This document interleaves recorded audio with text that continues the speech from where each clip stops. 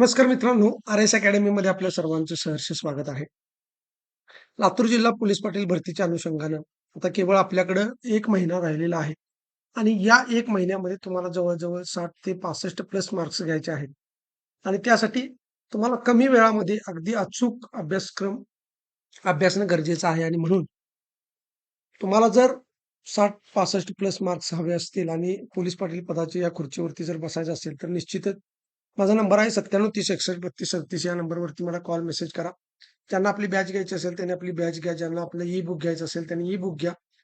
Hingoli, Beed, Jalna police Patil पदामध्ये जेवढे काही आपले विद्यार्थी सिलेक्ट झालेले आहेत, ते आपल्या टेलिग्राम चॅनलला जाऊन बघू शकता किंवा आपल्या YouTube चॅनलवरती सुद्धा आहे. तिथे जाऊन तुम्ही बघू शकता. तर जास्त वेळ न लावता आज आपल्याला व्यक्तिविशेषमध्ये भाग नंबर 2 आणि याच्यामध्ये शिवराज पाटील चाकूरकर यांच्यावरती जे काही 50 प्रश्न आहेत, ते 50 प्रश्न आपल्याला बघायचे आहेत. मित्रांनो, अतिशय महत्त्वाचे 50 प्रश्न आहेत, कारण शिवराज पाटील चाकूरकर यांचा जो मृत्यू आहे, तो 2025 मध्ये झालेला आहे. नुकतेच त्यांचे निधन झाल्यामुळं त्यांच्यावरती तुम्हाला प्रश्न विचारले जाणार. लेखी परीक्षा असू दे किंवा मुलाखत असू दे, याच्यामध्ये शिवराज पाटील चाकूरकर यांच्यावरती तुम्हाला निश्चितपणे प्रश्न विचारला जाणार आहे, लक्षात घ्यायचं आहे. त्यामुळे मी जे आता 50 प्रश्न देणार आहे, ते तुमच्यासाठी अतिशय महत्त्वाचे आहेत. फक्त तुम्ही जर या चॅनलवर नवीन असाल, तर चॅनलला लाईक करा, सबस्क्राईब करा, जास्तीत जास्त विद्यार्थ्यांच्यापर्यंत शेअर करा आणि तुम्ही हा व्हिडिओ लातूर जिल्ह्यातून कोणत्या तालुक्यातून पाहताय, हे मला कमेंट बॉक्समध्ये निश्चित सांगा. तर बघा, पहिला प्रश्न आहे. आता त्यांची पहिल्यांदा वैयक्तिक माहिती आपण बघूया. शिवराज पाटील चाकूरकर यांचा जो जन्म आहे, तो कधी झालेला आहे? तर त्याचं उत्तर आहे 12 ऑक्टोबर 1935 ला शिवराज पाटील चाकूरकर यांचा जन्म झालेला आहे. शिवराज पाटील चाकूरकर यांचे मूळ गाव कोणते आहे? तर त्याचे उत्तर जे आहे, ते आहे चाकूर, जिल्हा लातूर. लक्षात ठेवा. त्यांनी कोणते उच्च शिक्षण पूर्ण केलेले होते? तर बघा, कायद्याचे शिक्षण म्हणजे एल-एल-बी त्यांचं झालेलं होतं. वकिलीची पदवी त्यांनी काय केलेली होती? घेतलेली होती. त्यांच्या राजकीय कारकिर्दीची सुरुवात कोणत्या स्थानिक संस्थेपासून झाली? तर त्याचं उत्तर आहे लातूर नगर परिषदेचे ते नगराध्यक्ष होते आणि इथूनच काय झालेलं आहे? त्यांच्या कारकिर्दीची सुरुवात झालेली आहे. आता मित्रांनो, हे तुम्हाला माहीत पाहिजे, की कोणत्या वर्षी नगर परिषद ला ते नगर परिषदेला नगराध्यक्ष वगैरे झाले. कारण याच्यावरती तुम्हाला प्रश्न 100% येणार आहे. जेवढे काही आपण लातूर जिल्ह्यातले व्यक्तिविशेष घेणार आहे. या व्हिडिओ सोबतच आपण टेलिग्राम चॅनलवरती सुद्धा यांच्या बाबतीतले प्रश्न जे आहेत ते बघणार आहे. त्यामुळं डिस्क्रिप्शन बॉक्समध्ये जी टेलिग्रामची लिंक दिलेली आहे, तिथे जाऊन तुम्ही हे प्रश्न सोडवू शकता. म्हणजे याच्या व्यतिरिक्त जे काही प्रश्न आहेत ते. दुसरी गोष्ट, ज्यांनी आपल्या बॅचला ॲडमिशन घेतलेले आहे, त्यांच्यासाठी एक आपला प्रायव्हेट ग्रुप असतो. तिथे सुद्धा आपण भरपूर प्रमाणामध्ये तुम्हाला प्रश्न दिलेले असतात. तर पुढचं बघा, लातूर नगरपालिकेचे नगराध्यक्षपद त्यांनी कोणत्या वर्षी भूषवले? तर 1967 ला त्यांनी काय केलेलं आहे? नगराध्यक्षपद भूषवलेलं आहे आणि इथूनच त्यांची सुरुवात झालेली आहे. आता याच्यानंतर त्यांची एंट्री जी आहे ते महाराष्ट्र विधानसभामध्ये झालेली आहे आणि आता त्याच्याविषयी म्हणजे ते आमदार झाले, तर त्यांच्या आमदारकीबद्दल जे काही प्रश्न आहेत ते आपण बघूया. शिवराज पाटील चाकूरकर पहिल्यांदा कोणत्या मतदारसंघातून आमदार म्हणून निवडून आले? तर त्याचं उत्तर आहे लातूर विधानसभा मतदारसंघ. प्रश्न क्रमांक 7, ते कोणत्या वर्षी पहिल्यांदा महाराष्ट्र विधानसभेवर निवडून आले? म्हणजे कोणत्या वर्षी पहिल्यांदा आमदार झाले? तर 1972 ला ते पहिल्यांदा आमदार झालेले आहेत. इथं जर तुम्ही बघितलं, तर नगराध्यक्ष म्हणून 1967 ला ते नगराध्यक्ष झालेले आहेत आणि 1972 ला ते आमदार म्हणून निवडून गेलेले आहेत. त्यानंतर बघा, 1972 ते 1980 दरम्यान सलग किती वेळा लातूरचे प्रतिनिधित्व केले? तर त्यांनी 2 वेळा 1972 आणि 1978 ला या ठिकाणी प्रतिनिधित्व केलेलं आहे. महाराष्ट्र विधानसभेत त्यांनी कोणते सर्वोच्च पद भूषवले होते? तर विधानसभा अध्यक्ष सुद्धा ते राहिलेले आहेत. त्यांनी महाराष्ट्र विधानसभेचे अध्यक्षपद कोणत्या काळात सांभाळले? तर 1978 ते 1980 या कालखंडामध्ये ते महाराष्ट्र विधानसभेचे अध्यक्ष राहिलेले आहेत. प्रश्न क्रमांक 11, महाराष्ट्र विधिमंडळात त्यांनी कोणती महत्वाची संसदीय पदे भूषवली होती? तर बघा, विधिमंडळामध्ये ती उपमंत्री होती. कोणत्या विभागाचे? तर कायदा आणि पाटबंधारे आणि उपसभापती आणि सभापती हे सुद्धा पद त्यांनी या ठिकाणी भूषवलेलं आहे. लक्षात ठेवा, कायदा पाटबंधारे विभागाचे ते उपमंत्री राहिलेले आहेत. त्यानंतर उपसभापती आणि सभापती सुद्धा राहिलेले आहेत. त्यानंतर बघा, आता ते संसदीय कारकीर्द आणि लोकसभा म्हणजे ते आता खासदार म्हणून निवडून गेलेले आहेत. तर त्यावेळी त्यांची कारकीर्द काय आहे ते आपण बघूया. शिवराज पाटील चाकूरकर पहिल्यांदा लोकसभेवर कधी निवडून गेले, म्हणजे खासदार म्हणून कधी निवडून गेले, तर 1980 ला. त्याने लातूर लोकसभा मतदारसंघातून एकूण किती वेळा विजय मिळवला आहे? तर सलग 7 वेळा विजय मिळवलेला आहे, लक्षात ठेवा. कोणत्या वर्षी त्यांनी पहिल्यांदा केंद्रीय मंत्रिमंडळामध्ये प्रवेश केला?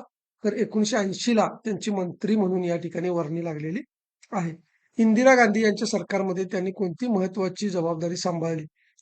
तर संरक्षण राज्यमंत्री. बघा, त्यांना जे मंत्रिपद मिळालेलं आहे ते कोणाच्या काळामध्ये मिळालेलं आहे?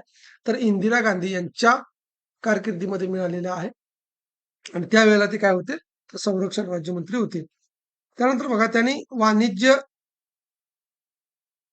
मंत्रालय कधी सांभाळले? वाणिज्य मंत्रालयाचा जो कार्यभार आहे, तो त्यांनी कधी सांभाळलेला आहे बघा, तर 1982 ते 1983 या कालखंडामध्ये त्यांनी वाणिज्य मंत्रालयाचा कार्यभार सांभाळलेला आहे. प्रश्न क्रमांक 17, राजीव गांधी यांच्या मंत्रिमंडळातील त्यांचे महत्वाचे खाते कोणते?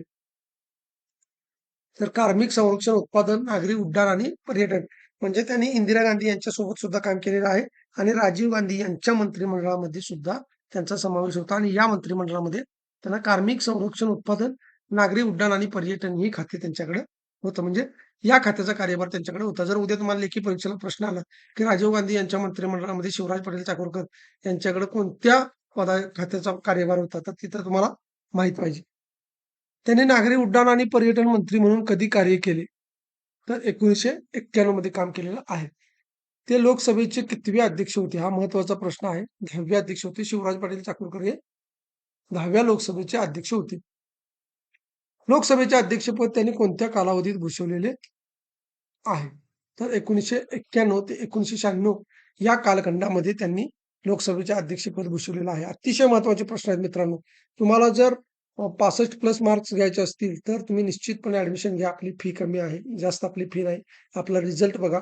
बऱ्याच विद्यार्थ्यांचे अभिप्राय सुद्धा आपल्या टेलिग्राम चॅनलवरती जाऊन बघा. तिथं जेवढी मुलं सिलेक्ट झालेली आहेत, त्यांचे अभिप्राय आहेत, त्यांचे फोटो आहेत, सगळ्या गोष्टी तिथं आहेत. त्या बघा आणि त्यानंतरच तुम्ही ॲडमिशन घ्या. त्यासाठी तुम्हाला टेलिग्राम चॅनलची लिंक आपल्या डिस्क्रिप्शन बॉक्समध्ये दिलेली आहे. फक्त तुम्ही कोणत्या तालुक्यातून एकदा हा व्हिडिओ पाहताय ते मला कमेंट बॉक्समध्ये सांगा. त्यानंतर बघा, लोकसभेचे अध्यक्ष असताना त्यांनी संसदेत कोणती नवीन प्रणाली सुरू केली?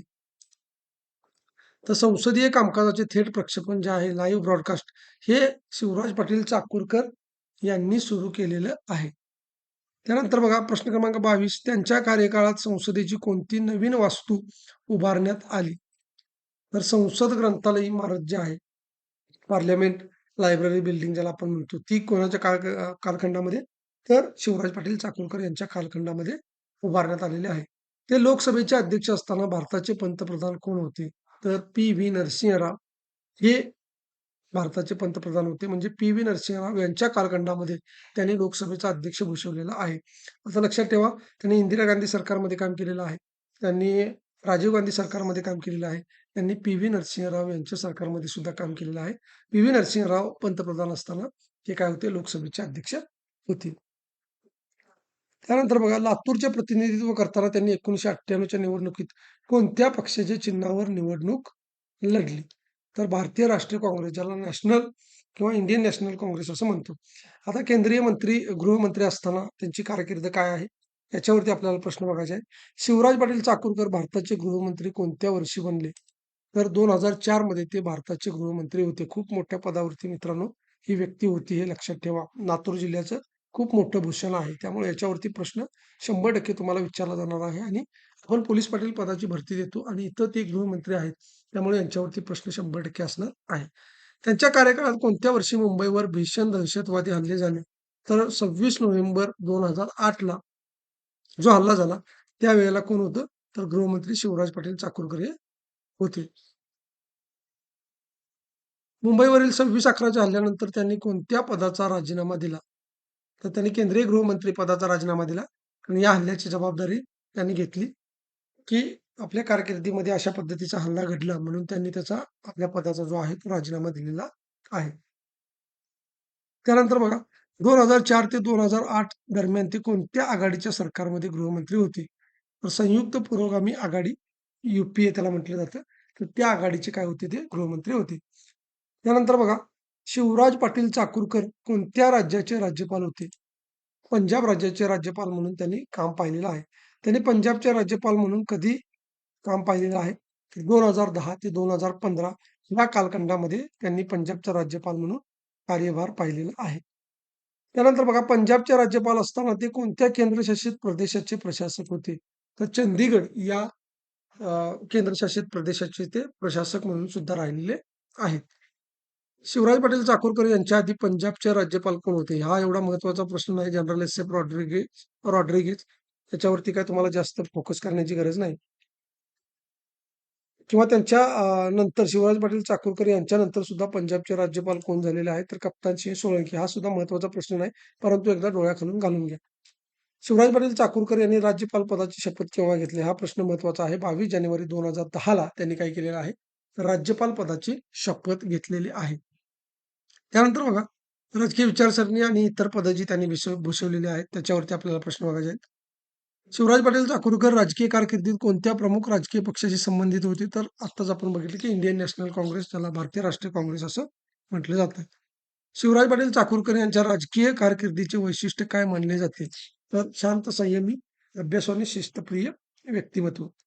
संसदेच्या दोन्ही सभागृहामध्ये म्हणजे लोकसभा आणि राज्यसभा यामध्ये त्यांनी प्रतिनिधित्व केलं होतं का?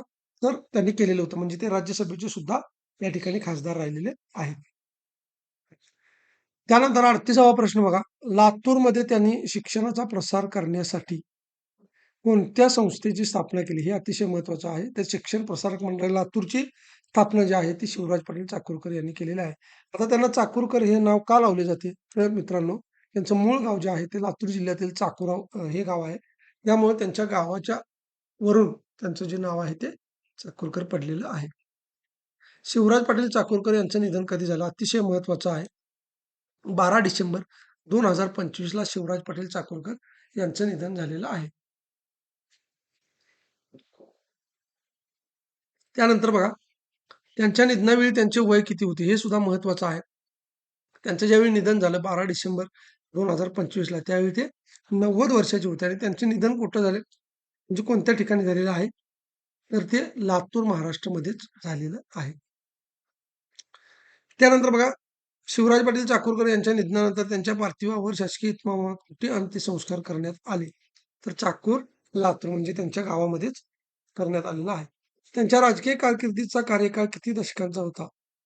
तर सुमारे 5 दशकांचा म्हणजे 50 वर्ष जे आहे त्यांची राजकीय कारकीर्द राहिलेली आहे.